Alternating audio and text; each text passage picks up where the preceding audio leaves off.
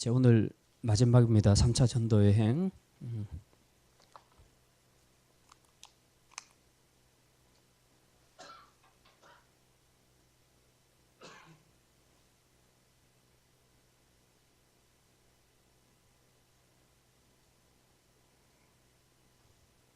여기가 터키 땅이고요. 3차 전도 여행은 이렇게 가서 이렇게 해서 돌아와서 이렇게 들어오게 됩니다. 자, 이제 오늘 본문은 마지막 그냥 여정입니다. 쭉 보니까 21장 1절에 보면 우리가 그들을 작별하고 배를 타고 고스로 가서, 고스가 이쯤 있습니다. 고스로 갔다가 그 다음에 로도로 가지요. 21장 2절에 보면 이튿날 로도에 이르러 거기서부터 바다라로 갔다. 로도가 여기고요. 바다라는 이쪽에 있습니다. 자, 그 다음 절에 보면 그 다음 베니게로 건너가는 배를 만나서 타고 가다가, 베니게는 이쪽이 이제 페니키아 이쪽입니다. 지금 요 섬은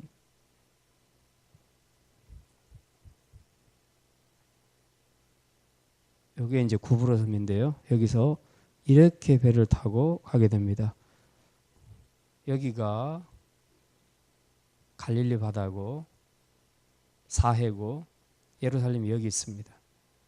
지금 여기가 베니게인데 지금 이쪽을 향해서 배가 가고 있습니다.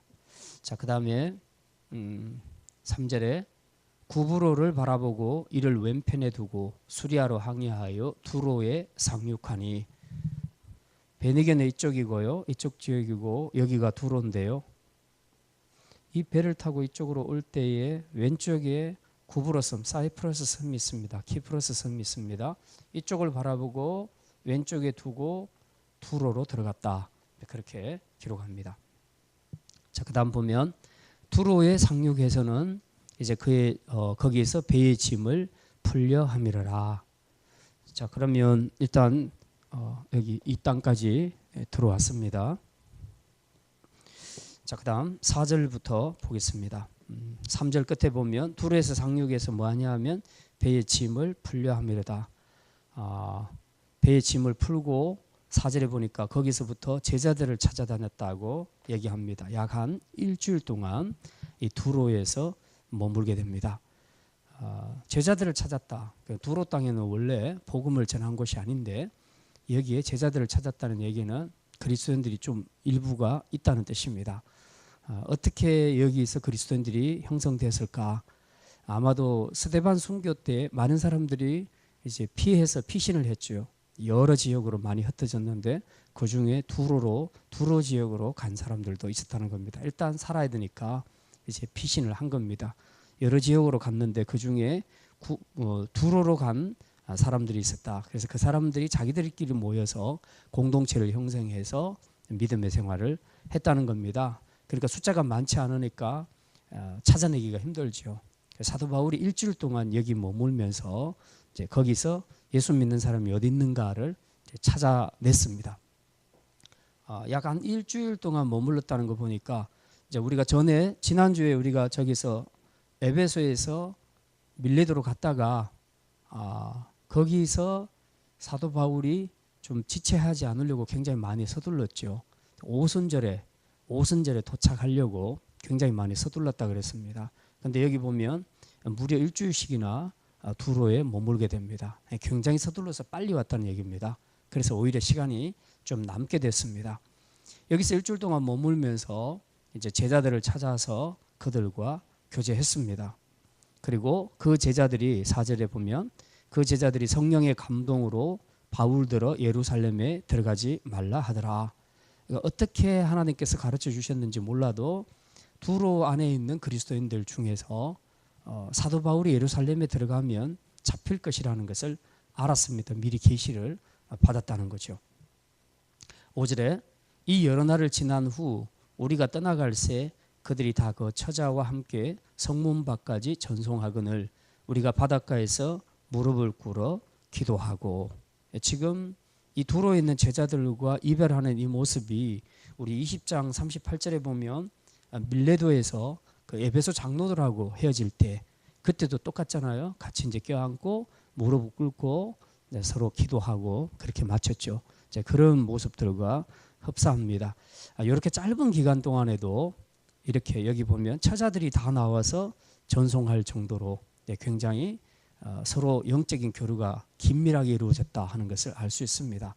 사실 이제 신앙이라는 것은 일반 우리가 사람을 사귈 때는 시간이 많이 필요합니다. 같이 밥도 먹어야 되고 대화도 하고 그 사람을 알아가는데 시간이 굉장히 많이 걸리고요. 그리고 약간 우리 안에 그런 것들에 대한 두려움이 있습니다. 이 사람을 내가 친하게 사귀어도 좋을까 안 좋을까 이제 그런 갈등들이 있을 수 있는데 믿음의 세계 안에서 처음 보는 사람하고 교제할 때는 일단 믿음의 교제, 믿음의 교류가 확실하게 영적인 교류가 이루어지게 되면 아주 급속도로 빨리 사귀어질 수 있습니다. 왜냐하면은 하나님의 일하심을 그 사람 안에서도 보고 내 안에서도 보고 서로 공유하기 때문에 이것만 되면 굉장히 빨리 영적으로 유대감을 느끼면서 인간적으로도 아주 긴밀하게 관계가 형성될 수 있는 거죠. 그러니까 불과 일주일밖에 있지 않았는데 이 두로에 있는 형제들이 처자까지 다 나와서 이 사도 바울을 전송하는 모습을 우리가 볼 수 있습니다. 이 마지막 모습이 보니까 5절에 바닷가에서 무릎을 꿇고 기도하더라. 이제 아마도 떨어져 헤어지는 그런 그 이별의 섭섭함이죠. 사실은 이제 이렇게 헤어지면 언제 다시 볼 수 있을까? 여기 이 사람들이 보니까 바울이 들어가면 예루살렘에서 잡힐 것이라는 것을 알았다는 겁니다. 그걸 알고 지금 전송하고 있기 때문에 굉장히 마음의 심적인 부담이 컸을 겁니다. 그래서 이 사도 바울 선생을 우리가 언제 다시 볼 수 있겠나 하는 그런 아쉬움이 더 컸겠죠. 그래서 기도할 때 아마 그 부분을 놓고 기도했을 겁니다. 그리고 이제 잡히게 됐을 경우에 하나님께서 어떻게 인도하실지를 모르기 때문에 또 그 부분에 대해서도 함께 무릎을 꿇고 기도했겠죠. 자, 이제 그렇게 하고 헤어집니다. 6절에 서로 헤어진 후 우리는 배에 오르고 그들은 집으로 돌아가니라. 7절 두로를 떠나서 이제 드디어 두로를 떠나서 항해를 마치고 돌레마이로 이르게 됩니다. 그거는 그냥 바로 아래에 있습니다. 이 아래에 있습니다. 아래로 조금 이동합니다. 돌레마이에 이르러 형제들에게 안부를 묻고 그들과 함께 하루를 있다가 여기서도 보니까 또 믿음의 형제들이 있었다는 겁니다.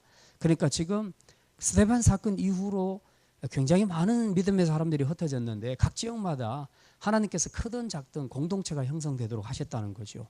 그리고 사도 바울은 참 우리가 배울 것이 이렇게 그 여행을 하면서 나 여기에 가야 되겠다 여기에 가야 되겠다 하고 간 곳도 있지만 그 지나오면서 하루 머물거나 또 며칠 머물거나 일주일을 머물든지 간에 절대로 그 땅에서 그냥 쉬기만 하고 나온 적은 없었다는 겁니다.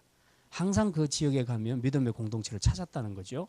믿음의 형제들을 찾아서 교제하고 또 기도하고 말씀 전하고 격려하고 세워주고 그렇게 왔다는 거죠. 그러니까 그가 밟는 모든 땅, 모든 그 믿음의 형제들에게 그가 쉬지 않고 계속해서 이 복음을 전했다 하는 것을 우리가 알 수 있습니다. 자, 그다음 8절에 이튿날 떠나 가이사라에 이르러 7 집사 중 하나인 전도자 빌립의 집에 들어가서 머무르니라. 가이사라는 그보다 또 조금 더 아래에 있습니다. 가이사라는 아시죠? 그 로마의 황제 아우구스투스가 이제 존엄한 자라는 뜻인데 이 아우구스투스의 도시다. 네, 가이사라의 도시다. 원래 케이사르라고 그렇게 얘기하는데 옥타비아누스가 케이사르의 후계자로 서게 됩니다. 그래서 그 케이사르의 그 이름 명칭을 그대로 받아가지고 이제 자기가 굉장히 어려운 가운데서 황제 자리에 오르게 됩니다. 그때 받은 칭호가 아우구스투스라는 칭호입니다. 존엄한 자라 하는 칭호인데 이 아우구스투스를 위해서 세운 도시가 아니라 명명 이름을 바꾸어서 명칭한 도시가 바로 가이사라입니다. 가이사라 빌립보 그런 그 도시 이름이 나오죠. 가이사라. 이제 그쪽에 들렀는데 거기서 누구를 만나냐 하면 7 집사 중 하나인 전도자 빌립의 집에 들어가서 머무르게 되었다. 빌립은 굉장히 오랜만에 봅니다. 사도행전 8장에 보면 빌립의 그 전도가 나오죠. 그 마술을 행했던 시몬에게 복음을 전하고 그 뭐 마술책 다 채운 사건, 뭐 이런 사건들. 그다음에 이디오피아 내시를 길에서 만나서 이제 복음을 전했던 사건. 그 마리 전도자지. 원래는 이 사람이 사도행전 6장에 보면 그 교회를 위해서 하나님께서 세우신 재정 집사였습니다. 7 집사 중에 한 사람이었죠. 그런데 이 사람이 나중에는 보면 진짜 자기가 나가서 복음을 전하는 사역자로 또 그렇게 헌신을 하게 되죠. 이제 사도행전 8장에 나왔던 이 사람이 이제 여기서 다시 나옵니다. 굉장히 세월이 많이 지났죠. 시간이 좀 몇 년 지났습니다. 지나고 바울은 이제 빌립의 집에 들어가서 머무르게 됐는데 9절에 보니까 그 집에 빌립에게 딸이 넷이 있었다. 그런데 그 딸들이 전부 처녀로서 예언하는 자였다. 처녀라는 것은 시집갈 나이가 된 처녀를 이야기하는 것이 아니고 평생 결혼을 하지 않았다는 그런 의미입니다. 결혼을 하지 않은 채 처녀로 계속 살았다는 그런 얘기죠. 자, 이 딸들이 전부 예언하는 은사를 받았다는 겁니다. 이제 우리가 그 예언이라고 얘기했을 때 구약적인 의미와 신약적인 의미가 조금씩은 차이가 있습니다. 구약 때는 성경이 완성되지 않았습니다. 성경이란 것이 없었어요. 구약에는. 지금처럼 우리는 66권의 완성된 성경을 갖고 있었지만 구약 시대는 그런 것이 없었습니다. 그래서 구약의 모세오경이라든가 이런 것들이 이제 문서 형태로 남아 있기는 했었어도 지금처럼 완벽한 하나님의 계시로 그렇게 주어지지 않았습니다. 그러다 보니까 구약 시대에는 하나님께서 자기가 세운 선지자들에게 직접 말씀을 주십니다. 그걸 예언이라고 그렇게 얘기합니다. 하나님이 다이렉트로 직접 말씀하십니다. 모세도 들었고 구약의 모든 선지자들도 직접 하나님의 말씀을 들어서 그들이 백성들에게 다 전달을 했죠. 그래도 전혀 사역에 문제가 없었습니다. 근데 이제 지금은 그게 아니고 예수님 오시고 난 이후에는 이제 예수님의 그 모든 생애 사역과 그리고 예수님이 보여주신 그 하나님 나라의 그 모든 일들을 이제 다 담은 이 신약 성경, 그 신약 성경을 하나님께서 주셨기 때문에 그 구원을 얻는 데 있어서 계시는 이걸로서 끝입니다. 구원을 얻는 데 있어서 계시는 더 이상 우리에게 주어지지 않습니다. 그러니까 누군가가 구원과 관련해서 내가 하나님께 계시를 받았다라고 이야기한다면 그건 틀림없이 이단입니다. 그래서 신약 시대에서는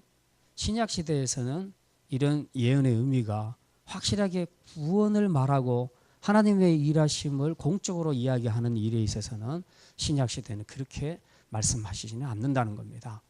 그래서 우리가 이런 부분들을 좀 구분을 해야 되고 이 처녀들이 빌립의 딸 네 처녀들이 예언했다고 얘기했을 때 이 예언이라는 것은 구약적인 아직 구약에 속해 있다고 볼 수 있죠. 예수님 오셨지만 아직 성경이 완성되지 않았기 때문에 하나님의 뜻을 알 길이 없습니다. 하나님이 직접 말씀해 주셔야 돼요. 아직까지도.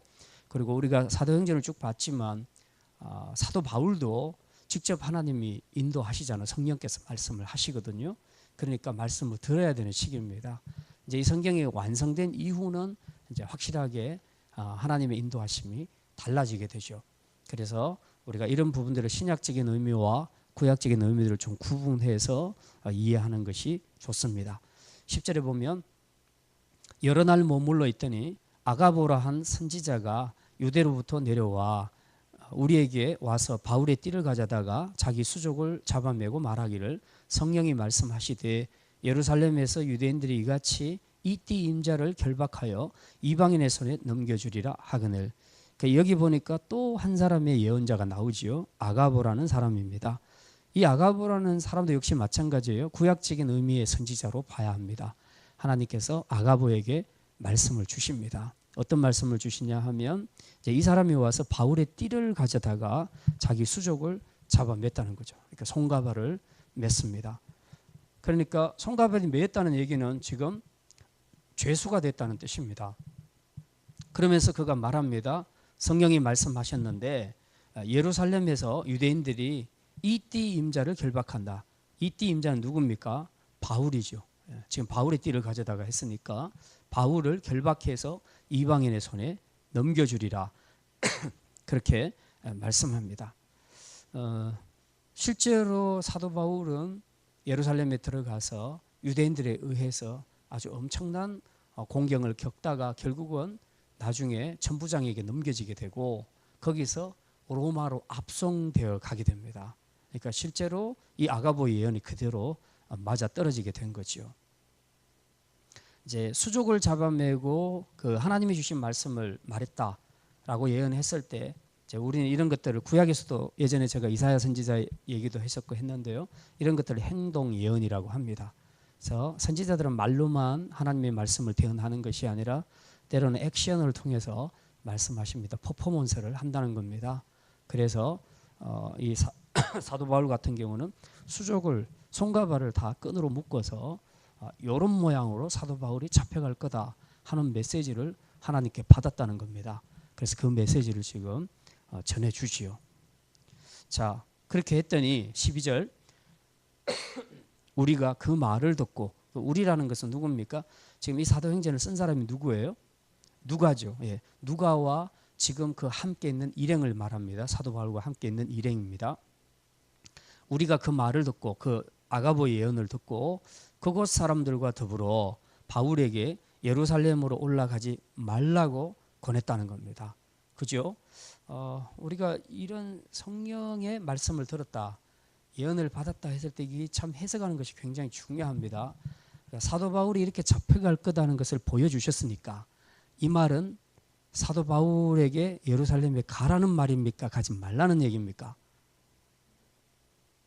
가라는 얘기입니까? 보여줬었으니까, 사인을 보여줬으니까 이건 하나님이 피하라고 하시는갑다. 그리고 안 가는 것이 더 우리 생각에는 맞을 것 같거든요. 네, 그래서 이렇게 예언에 있어서 정말 중요한 것은요, 해석이 중요합니다. 네, 해석이 중요해요. 똑같은 예언을 받았는데 반대로 해석을 할 수가 있어요. 예전에 제가 어렸을 때 있었던 교단에 부흥 강사이신 목사님이 설교를 하실 때 그때 그분들은 다 일제시대를 겪으셨던 분이에요. 그러니까 일제시대 때 그 신앙적으로 주기철 목사님, 길선주 목사님, 전도사님 이런 분들과 같이 움직였던 분들인데 그분들이 움직일 때에 하나님께서 이렇게 환상을 보여주시거나 또 말씀을 하실 때가 있다는 거예요. 그래서 어떤 것을 딱 보여주면요, 아, 이건 피하라는 뜻이구나. 거기에 뭐 안 좋은 맹수가 나타나는 어떤 환상을 봤다. 그러면 거기로 안 가는 거죠. 안 가고 피해서 딴 길로 갑니다. 그러니까 하여튼 만주 땅으로 해서 계속 그 피난 생활을 했다고 하더라고요. 신앙생활 할 때 일본 순사들을 피해서 그렇게 하는데 하나님께서 꿈으로 또 말씀으로 말씀해 주셔서 피할 길을 열어주셨다. 그렇게 말씀하더라고요.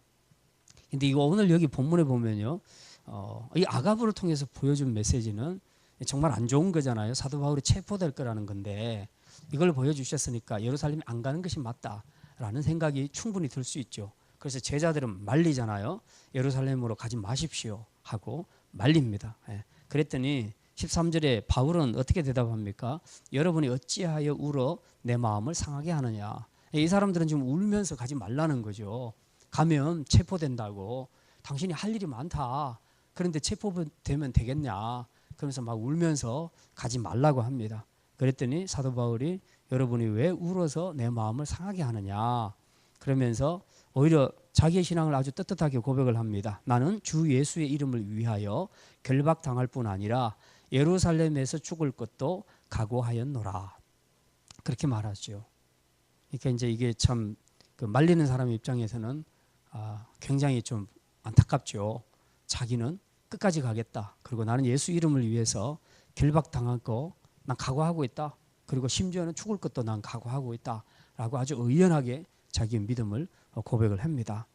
그랬더니 14절에 그가 고난을 받지 아니하므로 우리가 주의 뜻대로 이루어지이다 하고 그쳤노라. 말리다가 안 되니까 주님의 뜻대로 이루어지기를 원합니다 하고 그렇게 마무리를 했다는 거죠. 자, 15절에 이 여러 날 후에 여장을 꾸려 예루살렘으로 올라갈새. 이제 드디어 체포당하러 올라갑니다. 사도 바울도 다 알고 있었어요. 체포당할지.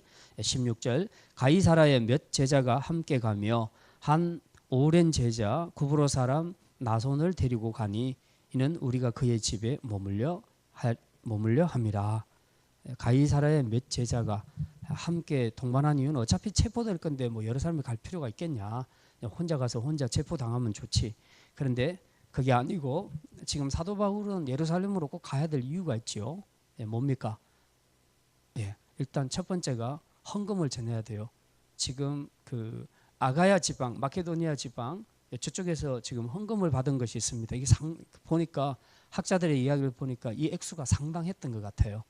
이 상당한 액수의 돈을 헌금을 지금 예루살렘에 전해야 돼요. 들어가야 됩니다. 그래야지 지금 예루살렘 교회를 살릴 수가 있어요.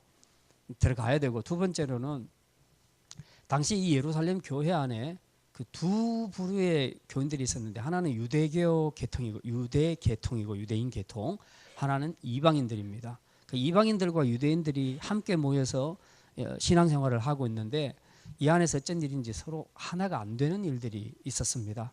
서로 이제 분쟁들이 있었다는 거죠. 그래서 이 부분을 자기가 가서 좀 하나가 될 수 있도록, 연합할 수 있도록 그렇게 좀 컨트롤 해야 되겠다라는 생각이 있었답니다. 그래서 이 두 가지 때문에 첫 번째는 헌금을 꼭 전달해야 되고, 두 번째로는 예루살렘이 어쨌든 모든 교회의 모교회라고 할 수 있는데, 이 모교회가 하나 되지 못한 부분들을 어쨌든 자기가 잡아줘야 된다는 생각 때문에 이 두 가지 때문에 들어갔던 거죠. 잡힐 줄 알면서도 들어가게 됩니다. 그러니까 아무래도 이제 많은 돈을 들고 움직이다 보니까 옆에 그래도 사람들이 좀 붙어야 되겠죠. 그래서 가이사라의 몇 제자가 함께 갔다. 뭐 학자들의 이야기에 의하면 이때 움직인 사람들의 숫자가 거의 한 10명 가까이 됐다 합니다. 남자들이. 그중 아마 그러니까 액수가 상당한 액수의 헌금이었다 하는 것을 우리가 짐작할 수 있고요. 또 전에도 말씀드렸지만 이 헌금 전달은 이제 증인이 필요합니다. 굉장히 중요합니다. 한 사람한테 다 맡겨놓으면 이 사람이 갖고 가다가 얼마를 떼먹는지 알 수가 없어요. 그러니까 증명할 길이 없습니다. 그런데 여러 사람이 가게 되면 혹 누군가가 나쁜 마음을 먹게 된다 하더라도 그렇지 않는 사람들에 의해서 충분히 제재를 당할 수 있기 때문에 모두가 다 증인의 역할을 하는 것이죠. 그래서 많은 사람들이 함께 하는 것이 이 헌금을 전달하는 데 있어서는 꼭 지혜롭고 필요한 일이다. 그렇게 판단해서 많은 사람을 데리고 움직여서 가게 되지요. 여기 보면 구브로 사람 나손을 데리고 갔다. 이 사람은 예루살렘에 자기 집이 있는 사람인데 이제 가게 되면 얼마 동안 또 머물러야 되니까 그 집에 머물기 위해서 나손도 함께 데리고 갔다. 이제 그렇게 기록을 하고 있습니다. 자,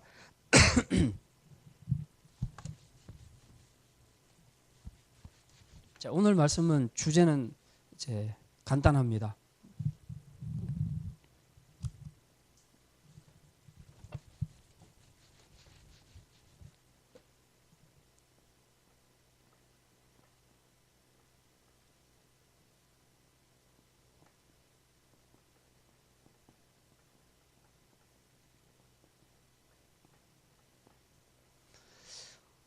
우리가 신앙생활을 하다 보면 사실 이제 우리가 복음을 전할 때 주로 이제 순복음 계통에서 그렇게 많이 합니다.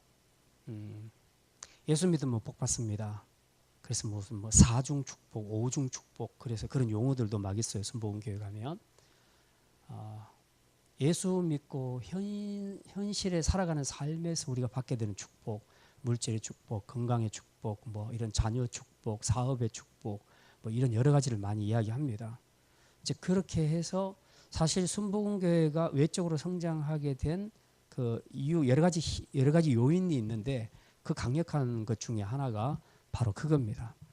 예수 그리스도의 복음을 통해서 현실에서 복 받는 것을 많이 이야기합니다.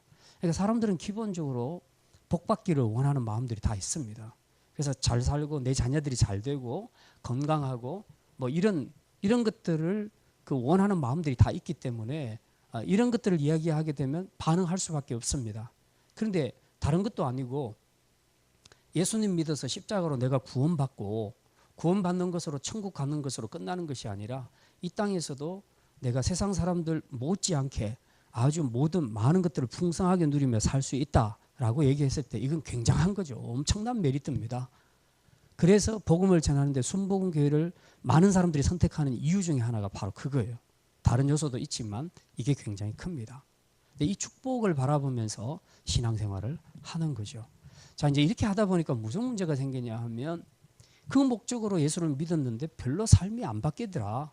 나는 엄청 예수 믿고 부자 될 줄 알았는데 부자도 안 되더라. 그리고 오히려 일이 더 많이 꼬여버리고 더 가난하게 되더라. 사업을 했는데 실패하더라. 우리 애가 뭐 인류대학교 갈 줄 알았는데 뭐 그렇지도 못하더라. 또 우리가 안 아프고 건강하게 살 줄 알았는데 그런데 무슨 뭐 불치의 병도 걸리더라. 이제 이런 현상들을 겪기 시작하면 그때부터 이제 혼란을 느끼게 됩니다. 그럼 뭐냐? 그러면 더 기도하라고 이제 순복음교회에서는 이제 그렇게 얘기합니다. 믿음이 없어서 그렇다. 믿는 자에게는 능치 못할 일이 있겠느냐.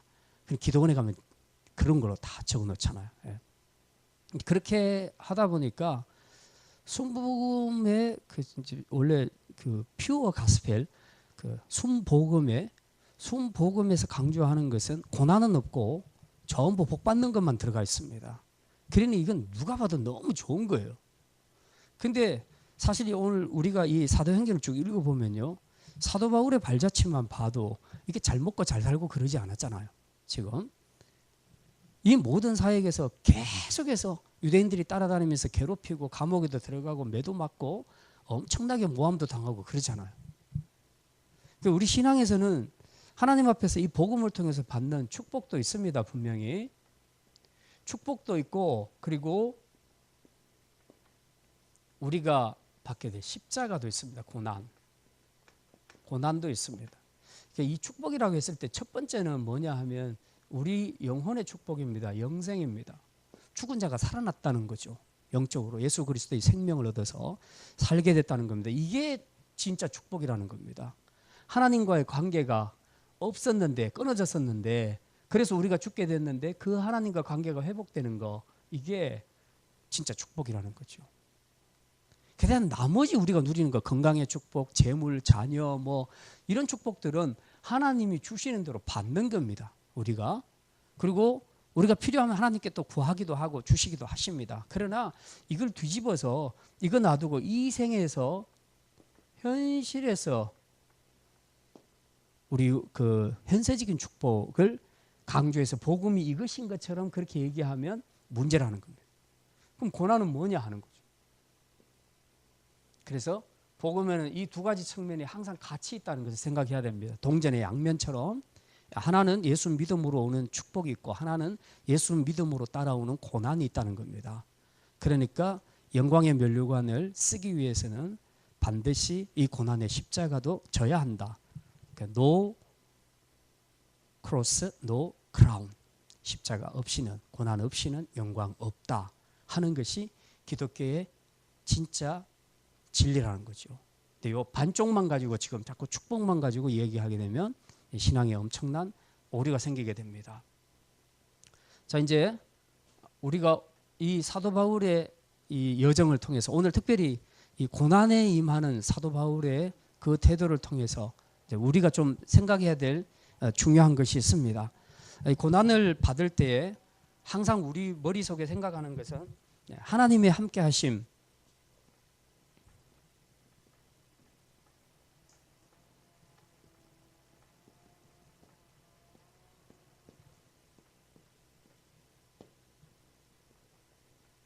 하나님이 함께 하시는데 고난을 받을 수 있겠는가 하는 이런 문제가 굉장히 우리 신앙생활에서 굉장히 그 딜레마로 찾아올 때가 굉장히 많습니다. 우리는 하나님이 함께 하시면 뭐든지 만사형통해야 된다는 이런 공식을 가지고 있습니다. 그럼 또 만사형통이 뭔가를 또 다시 정의를 해야 되겠죠. 그러면 아까 순복음교에서 얘기했던 이제 그런 식으로 자꾸 풀어가게 됩니다. 하나님이 함께 하시면 아프지도 않고, 하나님이 함께 하시면 돈도 벌고, 하나님이 함께 하시면 자녀도 좋은 학교 가고, 다 이런 식으로 가게 된다는 겁니다. 하나님의 함께 하심을 굉장히 잘못 생각하고 있다는 거죠. 정말 하나님이 함께 하시면 이런 고난이 없는가, 고난이 왜 있는가, 이제 이런 갈등 구조, 이걸 우리가 이해해야 된다는 겁니다. 그래서 하나님이 그냥 우리와 함께 하시면 고난이 없는 것이 아니고, 하나님은 고난 속에서도 우리가 하나님의 뜻을 붙잡고 살기를 원한다는 겁니다. 그 중요한 것은 하나님의 뜻이라는 거죠. 고난 속에서도 고난 없이 사는 것이 아니라 고난 속에서도 하나님의 뜻을 붙잡아라는 거죠. 붙잡고 하나님의 뜻대로 살기를 원하신다는 겁니다. 그래서 우리 안에 이런 갈등들이 일어날 때에 항상 우리가 먼저 생각해야 될 것은 이겁니다. 근데 왜 우리 마음들이 자꾸 흔들리냐? 왜 자꾸 고난 속에서 하나님을 원망하고 불평하게 되는가? 나는 정말 믿음으로 잘 살았는데, 나는 정말 하나님의 뜻대로 순종하고 살았는데, 나는 정말 하나님 나를 위해서 열심히 수고했는데, 근데 왜 이렇게 어렵습니까? 라는 질문을 던질 때 우리 안에는 뭔가 하나님이 함께 하시면 모든 것이 인간적으로 다 잘 풀려야 된다는 이제 그런 생각을 가지고 있다는 거죠. 근데 신앙은 그런 것이 아니고, 신앙은 그런 거하고 상황과 전혀 관계없이 우리가 하나님의 뜻을 끝까지 붙잡는 것, 그것이 신앙이라는 겁니다. 이제 저희 교회 청년부에는 CCC 출신도 있고요. 그리고 이제 우리 교회는 그 복음학교를 갔다 오신 분들도 좀 있습니다. 그 순회선교단하고 예수전도단하고 그 특성들을 제가 이제 좀 생각을 해봤어요. 제 청년들이 막 나누는 가운데 그 CCC 출신들의 특징 중에 하나가 어떤 것이 있냐면, 기도하면 다 하나님이 이루어 주신다. 기도하면 다 이루어 주신다. 그래서 그 실내로 하나님이 어떻게 일하시는가를 설명할 때 이렇게 얘기합니다. 내일 수련회를 가는데 그 수련회 하는 그 장소에서 비가 오면 안 돼요. 그런데 갔는데 비가 내리기 시작하는 겁니다. 그래서 이 사람들이 합심해서 하나님 앞에 기도합니다. 하나님, 다른 데는 비가 와도 여기는 비 안 오도록 해 주십시오. 혹시 그렇게 기도해 보신 적이 있습니까? 네. 근데 이 사람들이 정말 열심히 하나님 앞에 기도했어요. 근데 희한하게 거기만 비가 안 온 거예요. 하나님이 일하신 겁니다. 네. CCC의 특징은 뭐냐 하면 기도하면 안 될 것이 없다는 겁니다. 굉장히 강한 믿음을 예수전도단이 또 혹은 CCC가 가지고 있습니다. 근데 순회선교단은 어떤 사람들이냐 하면 비가 와도 좋습니다. 비가 와도 좋습니다. 그래도 고합니다. 그거예요. 어느 쪽이 더 강합니까? 믿음이. 이 예수전도단이나 이쪽은요, 기도하는 대로 하나님이 해주실 것이라는 믿음을 가지고 있고, 순회선교단은 안 들어줘도 좋다는 겁니다. 죽어도 좋사오니. 그 다니엘의 세 친구 사드락과 메삭과 아벤노고가 들어갈 때 뭐라 그럽니까? 그리 아니하실지라도. 그리 아니하실지라도. 제가 순회선교단을 보니까 그리 아니하실지라도의 믿음이더라고요. 어느 쪽이 더 강합니까? 제가 그래서 순회선교단이 더 강하다고 생각을 한 거예요. 순회선교단은 믿음대로 가지, 내 생각대로 하나님이 이렇게 해 주실 거야 저렇게 해 주실 거야 해서 안 이루어진다고 해서 그것 때문에 마음이 흔들리지 않는다는 겁니다. 이러든 저러든 관계없다. 나는 하나님의 뜻이 이게 확실하다면 그냥 간다는 거죠. 근데 우리는 둘 다 없더라. 우리는 둘 다 없더라. 참 너무너무 제가 이 양쪽 그 부류의 사람들을 경험하면서 교제하면서 그런 걸 정말 느꼈거든요. 색깔이 이런 색깔이구나. 여기는 이런 색깔이구나. 그래서 죽도록 기도하는구나. 근데 여기는 죽도록 기도하는데 그보다 더 중요한 것은 결과와 전혀 관계없이 끝까지 순종하는구나. 제가 이제 그걸 봤거든요. 그러니까 하나님의 함께 하심에 대한 확실한 믿음이 있었다는 겁니다. 그러니까 결과가 어떻게 되는지 관계없다는 거예요. 하나님의 뜻이 중요하다. 그 하나님의 뜻이 나한테 주어졌으면 그냥 내 생각대로 이렇게 될 거야 저렇게 될 거야 그런 거하고 전혀 관계없이 끝까지 순종하고 나가겠다는 거예요. 그러니까 사도 바울의 신앙을 보면요, 순회선교단과 가까운 것 같아요. 제가 볼 때. 그래서 결과가 이 정도 되면요, 제가 볼 때 예수전도단 같은 경우는 강력하게 기도해서 못 가도록, 그리고 헌금은 딴 사람 통해서 전달할 수 있도록 하고, 여러 가지로 할 수 있는 방법이 많잖아요. 하나님은 전능하시니까 다 하시는데 여기 보니까 그렇게 안 하더라고. 보니까 우리는 예수전도단보다 못하니까 평가할 자격이 없습니다. 근데 이 하나님의 함께 하심에 대한 그 확신, 이 믿음이라는 것이 결국은 이 고난의 문제를 극복해 나갈 수 있다. 정말 믿음이라는 것은 이 확신을 내가 가지는가 하는 그것이 굉장히 중요하다 하는 것을 생각을 합니다. 자, 이제 이 하나님의 뜻에 대해서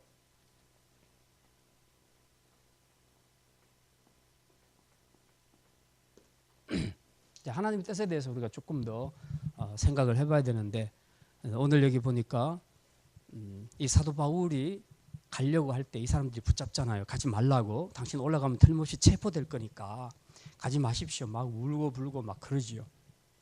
근데 사도 바울은 여기서 뭐라고 많이 하며 막 사람들을 설득시키지 않습니다. 설득시키지 않고 뭐 합니까? 자기 신앙을 고백을 해버립니다. 뭐라고 고백합니까? 나는 주 예수의 이름을 위하여 결박당할 뿐 아니라 예루살렘에서 죽을 것도 각오하였노라.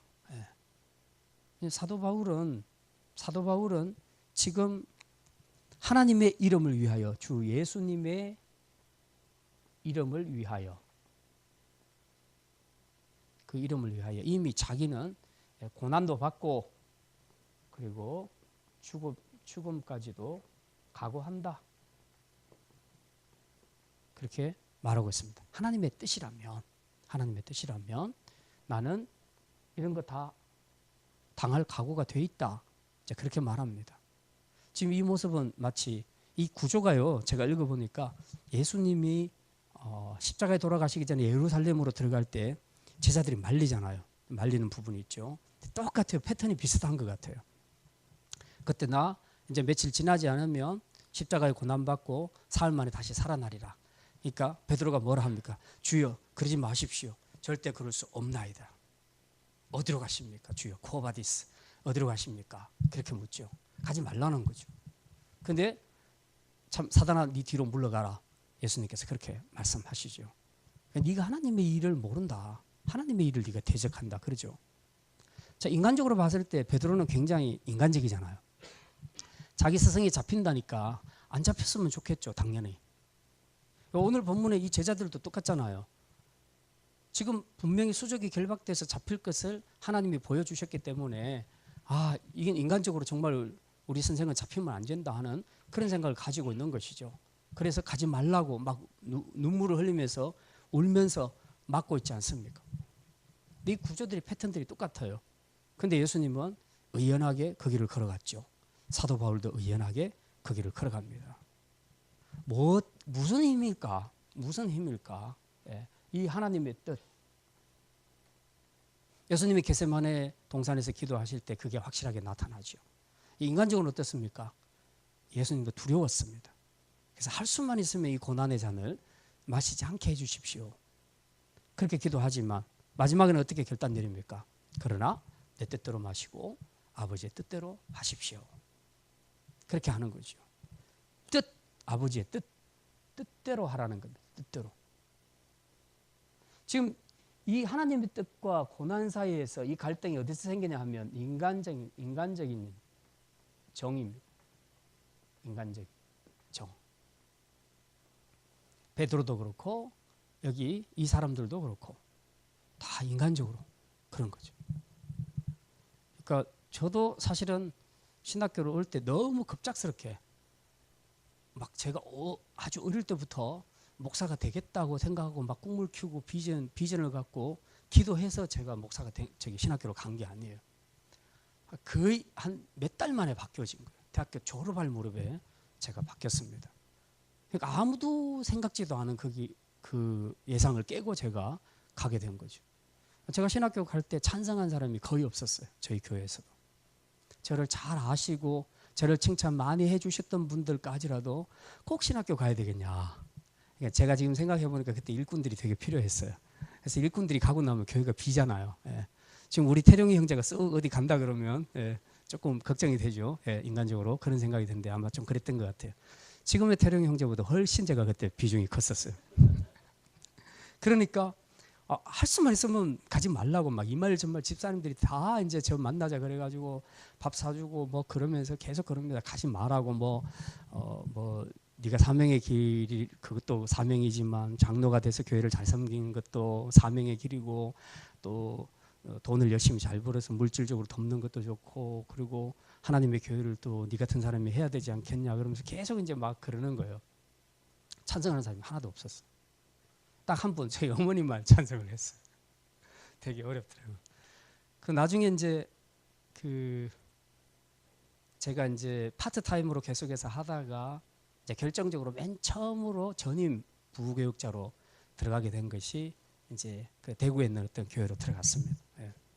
예, 저희 교단에 예전에 있었던 교단에 소속된 교회였는데 목사님이 하도 SOS 아무튼 너무 필요하다고 꼭 와달라고. 그래서 뭐 저는 뭐 대우도 잘해줄 줄 알고 예, 그랬는데 가보니까 그것도 아니고요. 예. 처음에 막 그쪽에서 사택을 얻어줬는데 집을 보니까 좀 심란한 거예요. 보니까 일반 주택 중에서도 귀퉁이 방에 있는데 거기 무슨 부엌도 없고 뭐 화장실은 아예 저기 밖에 있고요. 멀리 나가서 걸어가야 되고 부엌이 없으니까 그 집하고 예, 일반 주택이 이제 보통 이렇게 여기 거실 있고 방 있으면 이제 저희가 여기 살면요 이 벽이 있을 거 아닙니까? 옆집하고 담이 있으면 여기를 막았어요. 여기를 막아가지고 여기서 여기까지 부엌을 쓰는 거예요. 그리고 여기를 막았어요. 그래서 여기는 이제 세수하는데요. 여기 하수구가 내려오는 거예요. 세수할 때 딱 엎드리면요 세면기도 없어요. 그냥 땅바닥에 주저앉아서 세수다 놓고 이제 세수하는데 딱 엎드리면 밑에 여기가 하수구멍이에요. 얼마나 악취가 나는지. 화장실은 여기 이 동네 이 밑에 있고요. 예. 처음에 이사를 했는데요. 집사람이 이삿짐들을 방에다 놓고 엎드려서 가만히 있는 거예요. 그때 좀 울었어요, 사실은. 근데 제가 굉장히 막 좀 어쩔 줄은 모르겠는 거예요. 첫 사역지인데 제가 봐도 너무 심란한 거예요, 상황이. 그리고 뭐 이 집들은 이 방은요, 막 얼마나 곰팡이도 많이 피고 제가 그때 한번 말씀드렸지만 한여름에 이만큼 두꺼운 겨울 이불을 2개 깔아놔도요, 거짓말 아닙니다. 밤자게 일어나면 물이 축축해요. 그 정도로. 그래서 제가 생각할 때 수맥이 흐르지 않을까. 그렇지 않으면 어떻게 집이 그럴 수 있을까. 근데 거기서 하영이가 태어났거든요. 임신한 상태에서 이렇게 엎드려서 이제 짐도 안 풀고 있으니까 저희 어머님이 왔다가 보고 기가 막히거든요. 그 저도 할 말도 없고 어떻게 해야 될지 들어갔다가 나왔다가 저 사람이 무슨 말을 해야지 내가 뭘 말을 하겠는데 엎드려서 짐 위에 손 얹고 가만히 앉아서 있는 건데 아무리 봐도 기도하는 것 같지는 않아요. 너무너무 심란해가지고 힘들고 있는데 이제 제 어머님이 오셨어요. 오시더니 딱 보더니 저분 이제 눈치채시잖아요. 딱 그러더니 그러더라고. 탁탁 두드리면서 일어나라. 별일거 아니다 이거. 이제 너희는 첫 출발이야. 옛날에 목사님들이 이거보다 더 했어. 그래서 힘내. 할 수 있어. 해. 저는 저희 어머니가 그때 완전히 여장부라고 보였어요. 예. 저도 말할 수 없. 저는 뭐 어떻게 위로를 할까, 막 어떻게 해야 될까, 막 만져줘야 될까, 막 마음을 만져줘야 될까, 막 그러고 있는데 저희 어머니는 그냥 용감하게 한마디 딱 하시는 거예요. 됐어. 걱정하지 마. 이 정도는 각오해야지. 그래야지 신학교 가지. 이제 그렇게 하신 거예요. 그렇게 해서 이제 이런 부분들을 이겨냈는데 정말 인간적인 정의란 것이 그냥 막는 사람들이 많으면 마음이 빼앗기기가 쉬워요. 자꾸 생각해 보니까 내가 가려고 결단을 했는데 이 집사님도 맞고 저 집사님도 맞고 막 다 가지 마라 그러고 뭐 이제 계속 이제 그렇게 얘기하니까 더더군다나 말 좋잖아요. 꼭 신학교 가야 되냐, 여기 있으면서 평신도로서 잘생기면 되지, 막 그렇게 얘기하면 진짜 마음이 막 흔들릴 수도 있잖아요. 예. 근데 딱 저희 어머니 한 분이 확실하게 그냥 가라, 뒤도 돌아보지 마라 그러고 가라고 이제 그렇게 얘기하셔가지고 제가 이제 좀 더 힘을 얻고 그렇게 했었는데 인간적인 정은 굉장히 때로는 우리가 하나님 앞에 헌신하거나 순종의 길을 가는데 굉장히 도움을 받는 것 같은데도 굉장히 영적인 전쟁이 있으면 방해가 되는 경우들이 굉장히 많습니다. 그래서 결국 이 인간적인 정 때문에 또 자기의 결단이 허려지는 그런 사람들도 있거든요. 그런 부분에서 오늘 이 사도 바울을 보내면서 절대로 가지 말라고 막 울면서 제자들이 그럴 때 다 이 사람들도 신앙이 있는 사람들이잖아요. 그리고 아마도 제 생각에는 그런 말을 하지 않았을까요? 왜 하나님이 수족이 결박된 이런 모습으로 메시지를 줬겠냐. 이거 지금 당신 가면 붙잡힌다는 얘기인데 피하라는 사인이다. 그래서 이거는 피해야 된다. 그렇게 말할 수도 있을 거 아닙니까? 아마 그렇게 했을 거예요. 근데 사도 바울은 그렇게 하지 않았습니다. 그러면 이게 무슨 차이일까? 그동안 우리가 1, 2, 3차 사도 바울의 전도 여행을 보면요. 그 유대인들이 엄청나게 공격을 많이 했잖아요. 그럴 때마다 다 피해서 다녔거든요. 사도 바울이. 그렇잖아요. 계속 피해서 다녔습니다. 근데 왜 이 대목에 와서는 피하지 않고 들어갔을까? 왜 정면 돌파를 했을까 하는 거죠. 그럼 해석을 그때는 그렇게 해석하고 지금은 또 반대로 해석하고 이 기준은 뭔가? 그러겠지만 이건 몰라요. 제가 생각할 때는 하나님이 사도 바울에게 보여주셨다면 그가 걸어가야 할 길인지 피해야 할 길인지 하나님께서 틀림없이 가르쳐 주셨다고 믿습니다. 그렇기 때문에 사도 바울은 그걸 안 거예요. 지금 그동안은 피하라고 하셔서 피했는데 이제는 피하지 말라고, 이게 네가 걸어가야 할 길이다. 이게 내가 너를 위하여 만들어 놓은 길이다. 계획한 길이다고 하나님이 확실하게 확신을 주신 거예요. 성령을 통해서. 그 확신하는 순간은 그 다음부터는 좌우도 보지 않고 자기는 끝까지 그 길을 걸어가겠다고 그렇게 말하는 거죠. 그래서 예수 이름을 위하여 자기가 고난을 받는 것, 결박당하는 것, 그리고 심지어 내가 죽는 것도 두려워하지 않겠다라고 그렇게 고백하면서 그 길을 걸어가는 거 아닙니까? 그래서 결국은 이 모든 것에 있어서 가장 강력한 힘은 바로 성령이다. 우리가 고난을 이겨낼 수 있는 힘도 성령이고, 그리고 하나님의 뜻을 분별해내는 것도 성령의 힘입니다. 그래서 이 성령의 힘을 통해서 사실은 사도행전은 계속해서 이렇게 우리 인간적으로 볼 때는 참 어렵고 험난한 그런 선교의 과정이지만 사도 바울은 그 과정을 잘 해낼 수 있었던 겁니다. 그러니까 자기 혼자만 했으면, 인간적으로만 했으면 절대로 여기까지 못 왔을 거예요. 근데 지금까지 성령의 인도하심으로 그렇게 왔고, 그리고 마지막에는 성령의 인도하심으로 자기가 붙잡혀야 할 것을 알았습니다. 그리고 사실은 이게 결론이 아니에요. 이제 우리 그 뒤로 계속 보겠지만 여기서부터 로마로 가잖아요. 압송을 당해서 로마에 가서 지금 황제 앞에 서게 되죠. 그러니까 이게 지금 말하자면 로마의 그 복음을 전하게 되는 엄청난 기회로 하나님께서 삼아 주신 것입니다. 그러니까 고난이라는 것은 우리가 생각할 때 정말 괴롭고 힘들고 막 우리는 그런 생각이 들지 몰라도 사실은 그 고난 끝에 찾아오는 그런 그 유익한 것들이 굉장히 많은데, 그 중에 하나가 뭐냐 하면 바로 우리가 위로받고 격려받고 뭐 그런 것도 있겠지만 하나님의 뜻이 이루어집니다. 하나님의 뜻이 이루어집니다.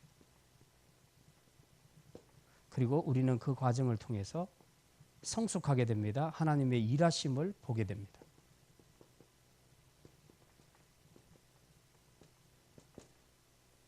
그러니까 이번에 그 온유 동영상 우리가 봤잖아요. 그 고난을, 그 결론이 나기 전까지 고난만 보면 누가 어떻게 해석할 수 있겠습니까? 그걸 만약에 여러분 자식이 그렇다면 여러분 그 마음이 어떻겠어요? 저는 그분이 이야기할 때 그 이빨 그 나온 거, 그 대목 이야기할 때 그 세상 말로 하면 완전히 돌아버렸다 그러잖아. 돌아버렸다. 그러니까 그동안 자기가 믿음으로 눌렀던 모든 것들을 폭발시키죠. 하나님 앞에 폭발시키는 그런 마음이 들었다 하지 않습니까? 사실 우리는 끝까지 결론을 봐서 그렇지만 그 과정에서 또 끊어버리면요, 정말 이게 뭔가 싶잖아요. 이렇게 하나님 앞에 헌신하려고 미국 시민권 다 포기하고 지금 들어왔는데 그렇게 헌신적으로 살려고 하는 사람한테 왜 이렇게 하나님께서 좀 행복한 게 비단길을 가게 하시지, 이렇게 못 살게 괴롭히는지 충분히 우리 인간적으로 그런 생각이 들 수 있잖아요. 그런데 지금 그 일을 통해서 본인도 나중에 하나님 앞에 위로받고 격려받고 또 하나님의 뜻이 이루어지고 성숙했지만 정말 중요한 것은 하나님의 일하심이 어떤 것인가를 보게 되는 겁니다. 그리고 그걸 통해서 다른 사람들에게 살아있는 복음을 전하는 메신저로 서게 되는 것이죠. 이 과정에서 드러난 것이 뭡니까? 정직한 중보기도자. 정직한 중보기도자. 이거 경험 안 했더라면 알 수 있었을까요? 이런 진리가 지식적으로는 왔겠지만 자기 것으로 되는 데는 이런 경험들이 필요했던 겁니다. 그러니까 참 저도 제가 걸어온 길을 생각해 보면 그렇지만 이 고난이라는 것이 절대로 나쁜 것은 아니에요. 절대로 나쁜 것은 아닙니다. 하나님께서 선하시고 우리를 사랑하신다는 거 우리가 확실하게 믿는다면 우리에게 주어지는 고난을 우리가 잘 보셔야 됩니다.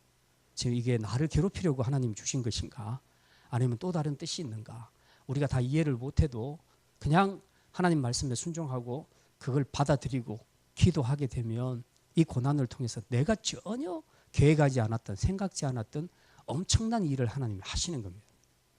중요한 것은 우리가 그 고난을 믿음으로 받아들여야 된다는 것입니다. 그러면 틀림없이 이런 좋은 결과들이 나타나게 될 것이라는 거죠. 사도행전 우리가 그동안 3차 전도 여행까지 우리가 쭉 살펴봤는데 어쨌든 모든 길은 주님께서 인도하십니다. 그리고 사도행전 1장 8절에 주셨던 말씀, 오직 성령이 너희에게 임하시면 너희가 권능을 받고 온 예루살렘과 사마리아와 땅끝까지, 온 유대와 사마리아와 땅끝까지 이르는 내 증인이 되리라. 하나님이 주신 이 약속의 말씀, 이것은 사도 바울이 이룬 게 아니고요, 그 말씀을 주신 성령님 하나님께서 이루신 줄 믿습니다. 우리가 길게 오랫동안 묵상했지만 결국은 그 약속의 말씀이 성령의 일하심을 통해서 성취된 거 아닙니까?